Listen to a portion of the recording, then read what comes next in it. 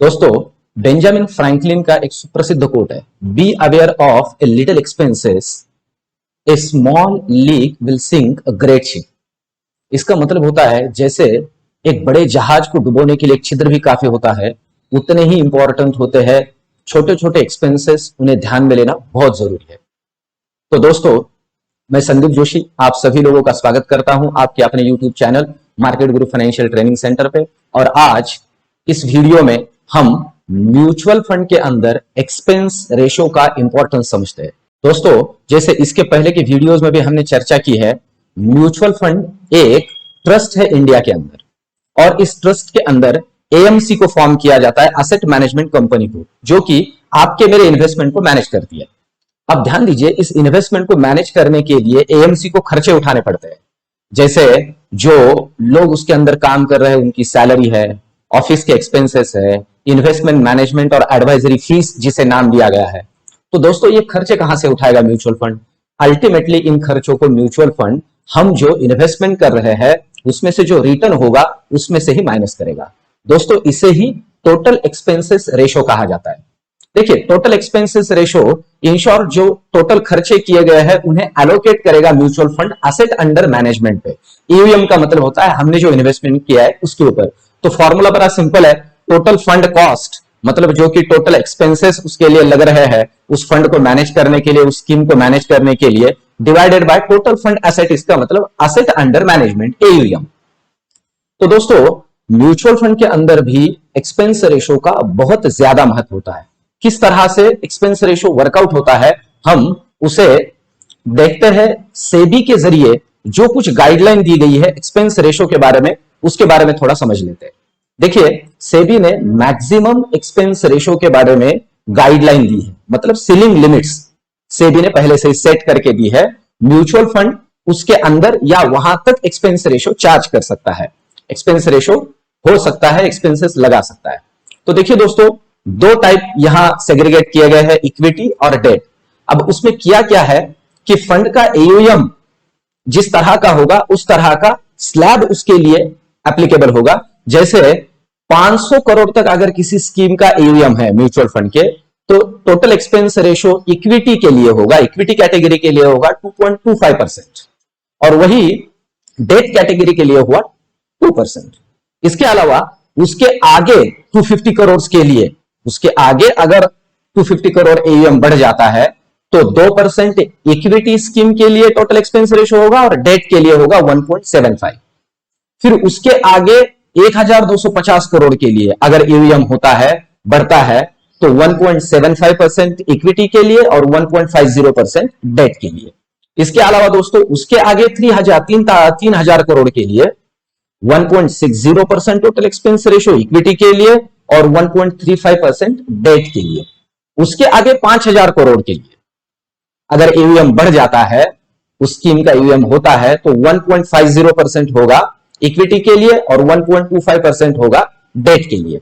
और फिर उसके आगे 40,000 करोड़ के लिए दोस्तों, हर 5,000 करोड़ के लिए, ऊपर के हर 5,000 करोड़ के लिए इक्विटी स्कीम के अंदर 0.05% घटता जाएगा, और उसी तरीके से डेट के अंदर भी 0.05% रिड्यूस होता जाएगा, जो टोटल एक्सपेंस रेशो है वो। और दोस्तों, 50,000 करोड़ के ऊपर अगर किसी स्कीम का एयूएम है तो उसके लिए 1.05% का लगेगा टोटल एक्सपेंस रेशो, और डेट स्कीम के लिए लगेगा 0.080%। तो दोस्तों, इस तरह से सेबी के गाइडलाइंस है। अब हम एग्जांपल के दे समझते हैं कि हम जो इन्वेस्टमेंट म्यूचुअल फंड के पास दे रहे हैं उस पे एक्सपेंस रेशो का क्या इंपैक्ट होता है। तो देखिए दोस्तों, एग्जांपल के लिए हम यहां दो अलग अलग स्कीम्स को लेते हैं। एक स्कीम कंसीडर करते हैं जिसका एक्सपेंस रेशो है 2%, और एक स्कीम जो फंड बी है उसे कंसीडर करते हैं 1%। फंड ए 2%, फंड बी 1%। अब ऐसे अज्यूम करते हैं कि जो एनएवी है वो है 100 रुपए, 100 रुपए एनएवी है, और साल में 250 दिन हम कंसीडर करते हैं इन्वेस्टमेंट के लिए, जो वर्किंग डेज कंसीडर कर सकते हैं, 250 वर्किंग डेज हम कंसीडर करते हैं। तो दोस्तों, ये जो एक्सपेंस रेशो होता है ना, म्यूचुअल फंड इसे डेली चार्ज करती है। इस बात को थोड़ा समझ लीजिए, म्यूचुअल फंड इसे आपको एट द ईयर एंडिंग या किसी क्वार्टर एंड या किसी मंथ एंड को नहीं लगाती है। तो ये डेली एनएवी के ऊपर चार्ज होता है, इसलिए ये समझ में भी नहीं आता है, पर इसे समझना जरूरी है। देखिए किस तरह से चार्ज होता है। आप कंसिडर कर लेते हैं 2% अगर एक्सपेंस रेशियो है और 250 डेज अगर कंसिडर करते हैं साल में, तो 2% डिवाइडेड बाय 250 अगर हम करते हैं तो पर डे का एक्सपेंस रेशियो कंसिडर कर सकते हैं 0.008%। और अगर 100 रुपए एनएवी कंसिडर कर लेते हैं तो एनएवी में से एक्सपेंसेस कितने माइनस होंगे, तो 100 रुपए के एनएवी से 0.008% अगर एक्सपेंस रेशियो हम उसे चार्ज करते हैं तो हमारे लिए एनएवी हो जाता है 99.992। दोस्तों एनएवी कम हो जाता है, मतलब उतना एक्सपेंस उसमें से माइनस कर लिया गया। और यही अगर हम 1% से कंसिडर करते हैं तो 1% को अगर हम डिवाइड करें 250 से तो वो हो जाएगा 0.004%। और एनएवी को एक्सपेंस रेशियो एप्लीकेबल होने के बाद जो एनएवी बचेगा, एनएवी होगा, वो होगा 99.996 रुपीज। तो दोस्तों अगर इसे ही हम इन्वेस्टमेंट के ऊपर एप्लीकेबल कर दे और कंसिडर करें कि मेरे पास 500 यूनिट है म्यूचुअल फंड के, तो मेरे इन्वेस्टमेंट का वैल्यूएशन कैसे होगा। 500 यूनिट के लिए अगर मैं 2% एक्सपेंस रेशियो से कंसिडर करता हूं तो मेरे इन्वेस्टमेंट का वैल्यूएशन होगा 49,996 रुपए। और वही 1% से कंसिडर करता हूं तो वो होते हैं 49,998 रुपए। दोस्तों यहां अगर हम क्लोजली कंसिडर करते हैं तो हमें यह समझ में आता है जितना एक्सपेंस रेशियो ज्यादा उतना इन्वेस्टमेंट का वैल्यूएशन कम। इसका मतलब यह भी कंसिडर कर सकते हैं कि जितना एक्सपेंस रेशियो ज्यादा उतना एनएवी महंगा, यह भी हम कंसिडर कर सकते हैं। और एक सबसे इंपॉर्टेंट बात यहां ध्यान में लेने जैसी है दोस्तों, और वो ये कि जितना एयूएम बढ़ता जाएगा, किसी स्कीम का जितना एयूएम बढ़ता जाएगा उतना एक्सपेंस रेशियो कम होता जाएगा। इसलिए ना बहुत बार ये कहा जाता है कि किसी स्कीम में इन्वेस्टमेंट कर रहे हो तो एयूएम देखिए कि कितना एयूएम है और कितना पुराना स्कीम है, इसीलिए कि जितना ज्यादा एयूएम होगा उतना एक्सपेंस रेशियो कम होगा। अब दोस्तों एक छोटे से एग्जांपल से मैं आपको ये क्लियर करके देता हूं ऐसे क्यों। ऐसे कंसीडर करें कि मैं यहां से शिरडी गया हूं साईं बाबा के दर्शन के लिए, और मैंने एक नॉर्मल व्हीकल लेके गया हूं, अकेला ही गया हूं, दर्शन करके आया। कंसीडर कर लीजिए मुझे 2,000 रुपए खर्चा आया। अब अगली बार जब मैं जा रहा था तो मुझे समझ में आया कि यार मेरे गाड़ी में और 4 लोग बैठते, तो फिर मैंने और 4 दोस्तों को इकट्ठा किया और हम 5 लोग मिलके चले गए। दोस्तों अब मेरे हिस्से जो खर्चा आया वो कितना आया, सिर्फ 400 रुपए। इसे समझ लीजिए, ये जैसे है ना एग्जैक्टली ऐसे ही म्यूचुअल फंड के अंदर भी एक्सपेंस रेशियो होता है। जितना एयूएम बढ़ेगा ना उतना एक्सपेंस रेशियो कम होता जाएगा, क्योंकि वो सेग्रीगेट होगा, वो डाइवर्सिफाई होगा। अब दोस्तों समझ लेते हैं कि एक्सपेंस रेशियो का कितना महत्व है। वैसे देखा जाए तो हम यहां समझ रहे हैं कि बहुत ही 0.002 में डिफरेंस हो रहा है, पर दोस्तों लॉन्ग टर्म में इस एक्सपेंस रेशियो का हमारे ओवरऑल इन्वेस्टमेंट के ऊपर एक अच्छा खासा इंपैक्ट होता है। इसलिए एक्सपेंस रेशियो ध्यान में लेना और कंसिडर करना जरूरी है। जैसे एग्जांपल के लिए हम कंसिडर कर लेते हैं फंड ए, जिसका एक्सपेंस रेशियो 2% हमने कंसिडर कर लिया था, और ये कंसिडर कर लेते हैं हम 1 लाख रुपए इन्वेस्ट कर रहे हैं अगले 15 सालों के लिए, और कंसिडर कर लेते हैं कि 15% का सीएजीआर मिल रहा है। तो इसे हम अगर फ्यूचर वैल्यू की फॉर्मूला में डाल के कैलकुलेट करें दोस्तों, जो कि आपके सामने यहां मैंने दिया है, 1 लाख रुपए जो मैंने इन्वेस्ट किए हैं उसे 15% रेट ऑफ इंटरेस्ट से मैं कैलकुलेट कर रहा हूं फ्यूचर वैल्यू फॉर्मूला में, और इसमें सिर्फ एक एडिशन कर रहा हूं, मैं 2% का एक्सपेंस रेशियो माइनस कर रहा हूं। तो मेरा टोटल वैल्यूएशन 15 साल बाद 1 लाख रुपए के इन्वेस्टमेंट का होता है 6,25,427 रुपए।